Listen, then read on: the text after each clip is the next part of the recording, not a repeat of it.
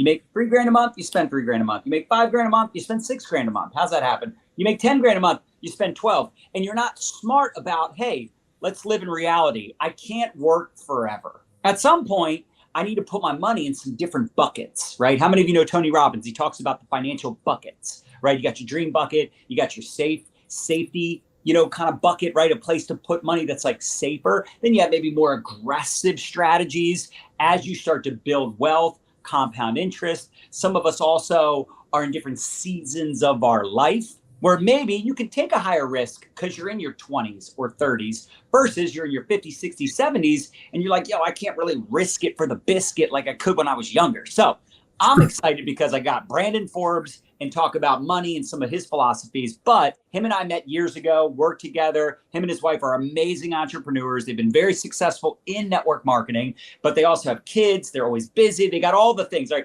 Brandon has gotten into financial services and he's done really, really well. And I love some of the things that him and like his agency, like what they do, we actually invested, or I guess you can't say invested, but like we bought some of what they offer because we wanted to have, again, the different buckets, right? We've also bought or invested in Destin, Sarasota. We own real estate, Airbnbs. We've also put a lot of money into the market. People will say, the market crashed. It only matters if you're selling, right? Actually, the market crashing is always a really great opportunity for what? Buying. But you got to have access to money, so I love some of the things that Brandon's doing. And Brandon is somebody, like I said, I really trust. We've worked together for years. He's built incredible businesses. And I just feel like he's a person of integrity and character. And he's just always willing to go above and beyond to help people follow through with what he says he's going to do. And then in addition to that, he's a great communicator when it comes to talking about these different options, these different vehicles. So with that being said, Brandon Forbes, what's up, buddy? Good to see you, man. I'm always pumped to, jump on here and have these types of conversations. And I also love that anytime you and I ever do anything together, it's more conversational than it is a presentation. I think presentations can be salesy and icky and boring, and nobody wants any more of that. There's enough of that out there. Yeah. And so I'm excited just to have a conversation today. But I guess if you want me to, I can just kind of share a little bit about my background, my backstory, and then we can get into it. No, I think that'd be awesome, man. I think that'd be really helpful because at the end of the day, everybody has a backstory. And I think when people hear some of the different things that you've done and, kind of some of your philosophies and what you've, done to develop those philosophies, I think that's always super helpful. First and foremost, love the Lord. I'm a husband. I'm a dad. My wife and I, we have been really blessed to have done some pretty cool stuff in business. And we actually got our start in, the entrepreneur / business space in the network marketing industry. And still to this day, I always have been and always will be a massive advocate for that industry. I truly do believe that having 10 plus years of experience in the network marketing space developed me into the person that I am today, and, helped rebuild and connect with some key relationships and, developed as a leader, lots of personal growth, lots of trial by fire, lots of skills developed, and love the network marketing space, love everybody we ever worked with there. But if I'm real honest, what I loved the most about the network marketing space wasn't selling products. It was helping people make more money, because the reality is the majority of people in our country are living paycheck to paycheck at best. A lot of people are paycheck, and then there's a lot of time until the next paycheck. And so my passion, or my wife and I, our passion in that space, we love the products that we represented, and we still love the products that we represented. But at the end of the day, it was a passion to help people change the game for their families financially moving forward, to create a different outcome and get to a different endpoint, right? And so the natural progression of that for me was, finding out about some incredible, financial strategies that I had no idea existed, and then going, number one, we have to implement this for our family immediately. And number two, this is right in line with what I'm on fire for. Everybody that I know needs to know about this. How do I step into the space of getting licensed and insured and all the things so that I can legally share these concepts with other people and help them implement those things too? Just an extension of what we did before, right? When I was thinking to myself about stepping into the financial services space, there's a lot of different directions you can go. But I worked way too hard to want to put my money anywhere where it can go backwards. Amen. Well, naturally for me, I wanted to step into the position of, okay, what are some places, what are some things I can help people do where their money can only grow and never go backwards? What are and am I saying everybody needs to put 100% of their money in investments that can only grow and never go backwards? No, right? Whatever you want to do according to your risk tolerance. But the advice that nobody ever gives is you should only invest the amount of money that you can afford to lose in places where it can go backwards. Nobody talks about that, right? Because they always want to sell you the next market-based investment. And so, so with that being said, partnered with an amazing firm. You kind of talked a little bit about the concepts that we help people with, and we'll probably dive more into that. But, at our firm, there's really 3 key points of focus. The first thing is principal protection. We specialize, or I'm passionate about helping people put their money in a place where it can only grow and never go backwards, principal protection. Some people, they only want to use a percentage of their portfolio in those types of financial vehicles, but some people want to put all of their money in buckets where it can only grow and never go backwards. That is completely, up to the individual. The second thing is there's a lot of tax advantaged and tax-free strategies that a lot of people don't know about. One of the biggest expenses along the way of life is taxes. But there's also some key things that wealthy people and otherwise know about and leverage where you're not overpaying in taxes on the growth of your money, which is awesome. And then the good thing is just helping people clean up and reduce what's called opportunity costs, which is things like unnecessary maintenance management fees, things like that. So if we can be consistent in the growth of our money over time, if we can create efficiency, and if we can protect the principal, that's what we're all about. Yeah, so I think when it comes to any opinion around any of this stuff, everything that any responsible professional would share would be from a place of fact and not from a place of opinion or emotion. I could sit here and try to rip 401ks apart to try and sell somebody something different, but you're right, it is important to talk about the good, the bad, and the ugly, right? A 401k was created to replace a pension. If you talk to grandma and grandpa, or great-grandma and great-grandpa, they didn't have a 401k because they didn't exist until the 70s. Right? Companies offered pensions. Pensions were guaranteed lifetime income payouts to loyal employees. And all you had to do to get a pension was stay working at a place for a certain amount of years. And your reward for that loyalty and your dedication of your blood, sweat, and tears was they're going to give you a pension. Leaders of major industries and major corporations started to panic because they're thinking there's no way we can afford to pay out all these pensions with this increased population. And so they got together, leaders of major corporations and industry got together with the government, and boom, the 401k was birthed. And there's a reason why 7 out of 10 people who follow the traditional program don't ever get to a place where they can actually comfortably retire, financially independent, right? And so when you look at the, kind of the challenge is, number one, 401ks are a tax break for the employer, and 401ks are a tax payday for the government. They would much rather you defer taxes on income that you take now at a potentially lower tax rate to pay more taxes on more money later in retirement. Sure, they'll grant you that, right? Why would they not? It would be silly for them not to. And so on our pitch, it's good for us financially. Really, the benefit is for the employer and for the government. And then you've got your other challenges too. Like you get somebody who's in their 20s and 30s. I talk to people all the time. I'm like, what are you putting your money in? 401k. Why are we putting all of our money in a place where we can't touch it right now until we're 59 and a half without an early withdrawal penalty, right? Why am I going to go put my money in a bucket where it's locked up for 20, 30, 40 years? Why am I taking that money, that capital, if I put it in something that I have access to, and I could go make wise, sound investments, or God forbid, there's a financial emergency and I actually need to tap into some of that capital to help a family member, to pay for, an emergency situation with my family. And all of my money is locked away. And the only time that I can touch is if I'm willing to take an early withdrawal penalty or take a loan against it and pay interest on my money. How does it make any sense, right? Well, and not to go off track here, but that's like such a huge factor, a huge point, because as an example with the homes that we own, right? If we wanted to borrow against it, first of all, it takes forever, right? To go through the loan approval process.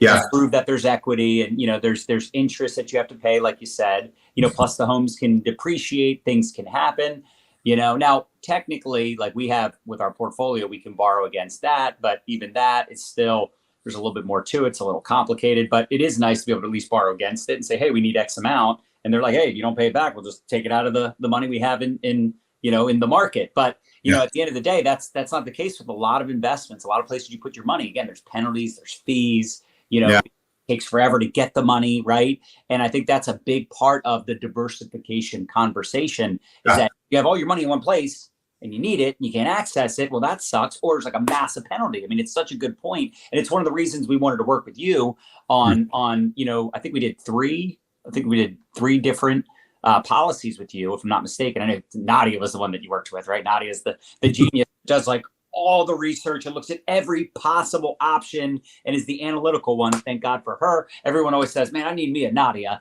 right? Sorry, I'm the one. I found the only one that exists, but she researched every possible option out there. And that's why we decided to move forward with you months ago, because we're like, and we've been doing this for over a decade, right? We've been putting money into, index universal life and term and in the market and real estate and annuities. Like, we know all this stuff. We've been doing this stuff. And by we, I mean Nadia. She then tells me what we're doing, what we're not doing. But it really is a big problem, a challenge. I talked about the real estate funds, right? You put money, but you can't borrow against it. If God forbid you need that money, you can't pull that out. Like, your money is locked up. Your money is locked up. And then I put money into some of these, like, I don't want to go on another rant, but I put my money into some like private equity and different things. And again, you cannot access the money. You cannot get it. You can't just say, hey, I need to borrow against it. It doesn't work that way. And I think a couple additional challenges too, on top of there's no liquidity in a 401k in pre-retirement years. You mentioned fees. Most people have no idea they're paying between 1.5% and 4% per year in fees. I worked this out with a client the other day, $1 million in a 401k. Let's go conservative and say 1.5%. That's 15 grand a year. Over 10 years, that's $150,000, not just in fees, but $150,000 that could have been in there generating some growth had it not been taken out. So fees in a 401k are a hole in the bottom of that investment bucket. It's a cost, right? And then also too, market loss. I mean, look, we can't capitalize on good or bad segments of the market to try to fearmonger people into putting their money in safe strategies, because the market over time has proven to grow. The challenge is, though, you don't know when it's going to drop, you don't know how much it's going to drop, and you don't know how long it's going to take to bounce back. Another thing a lot of people don't factor in is what's called depreciation and early withdrawal. So if somebody, let's say hypothetically, Sally is 60 years old and she wants to retire and she's got $1 million and it's 99. Well, over 3 years, her million went down to 540 because the market dropped 46%, right? So in 3 years, her million went to 540. And if she was taking 100,000 out per year, which that's anyways. So that's another 300,000. So now she's down to 340. So if the market drops while we're in the early phases of retirement and we're taking distributions while we're experiencing market decline, it's a recipe for disaster. And Sally's going back to work. Now she's panicking. And so that's why we love what we do. And it is wise to diversify. Now, I don't know if you're wondering this, but a lot of people will ask, well, what percentage of my total portfolio, so all of the money that I have allocated to growth, what percentage should I put in a place where it can only go up and never go backwards? And, if you're being wise, whatever age you are, that should be the percentage of your money that you protect. And so if you're 50, half of your portfolio should be protected from loss, right? If you're 60%. Now, some people like me have a much more conservative mindset, and I don't have any money anywhere where I can lose any of it. But that's because that's how I'm geared, and that's what I choose to do. I don't like the idea of ever losing a dollar because I understand the cost with that, right? And so that's a good rule of thumb, though. Whatever our age is, that's the percentage of our funds that we should have in a place that can only go up and never go down. It's not the return you get on your money that's most important. It's the return of your money that's most important. So what does that mean? That means if you put 50,000 into something, you do want to make a good return. But what's more important is that you get the 50,000 returned. Like if there's a chance to lose the whole thing, that is extreme. I don't care how much promise or guarantee, or John, you don't understand this cryptocurrency. This is the, this stock right here. Okay.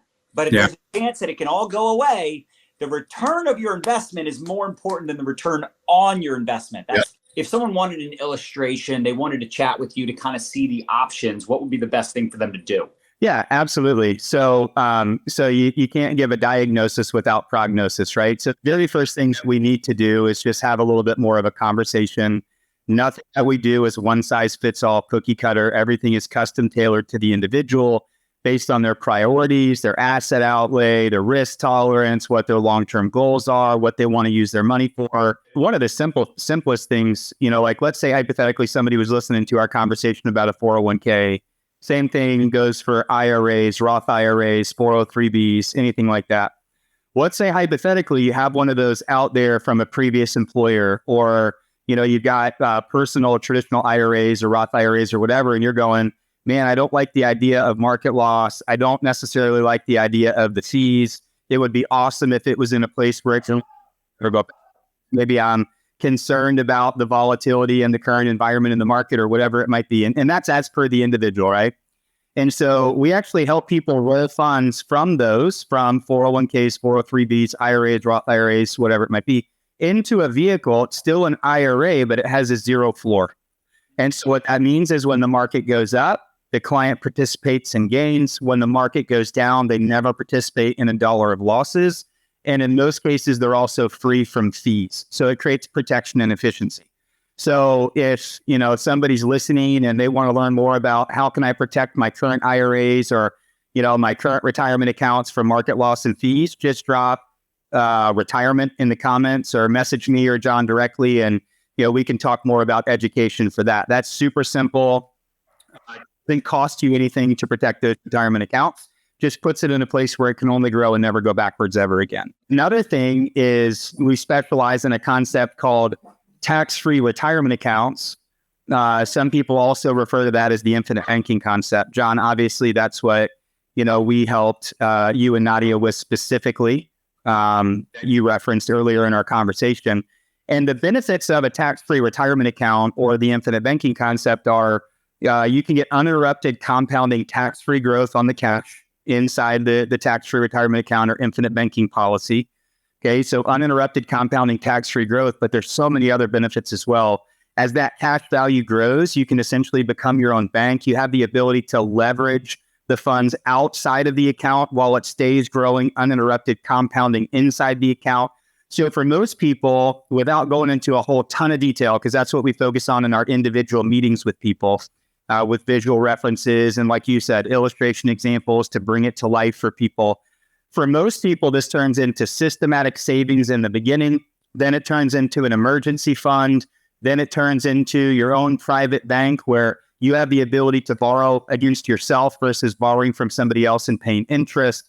So let's say hypothetically somebody wants to get into what John was talking about, which is like real estate investing. Well, let's say hypothetically that person has 100,000 inside of their infinite banking policy, and it's in the cash value portion in there. Well, they have the ability to take a policy loan against that cash value. So the cash value, that 100K, stays inside, growing, uninterrupted, compounding, tax-free. They can take that $100,000, go invest it in a piece of real estate. Let's say they take the 100,000, invest it in a flip property, sell the flip property for 125.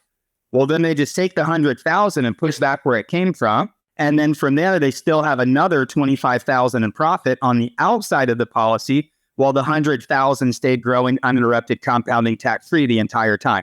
And so super, super powerful there. The reason we reference it as a tax-free retirement account is because when we get to the age that we no longer want to contribute to it and only then want to start taking distributions from it, when accessed properly, you can legally take distributions in retirement completely tax-free. So tax-free growth, tax-free access, and then because of the type of financial product that it is, as per IRS code, you also have a legacy transfer of wealth to the next generation that's 100% tax-free and outside probate as well. So tax-free growth, tax-free access, tax-free leverage, tax-free recycling of wealth back into the family.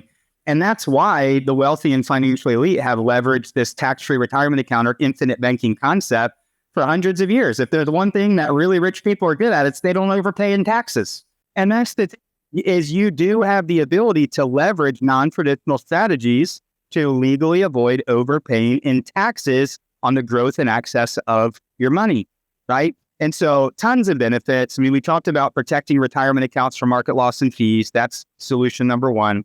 We talked about tax-free retirement accounts or the infinite banking concept. That's solution number two. And so really at this point, I mean, there's not a whole lot more we can talk about without getting into being able to diagnose and figure out exactly what would be best for somebody. And that's what we're great at our firm. So the next step would be if somebody wants to learn more, just drop info, get with John, get with me, we'll get connected. We'll get you some really good info and resources. And then if you want to set up a time to meet and get together and talk through some strategies, we can do that as well.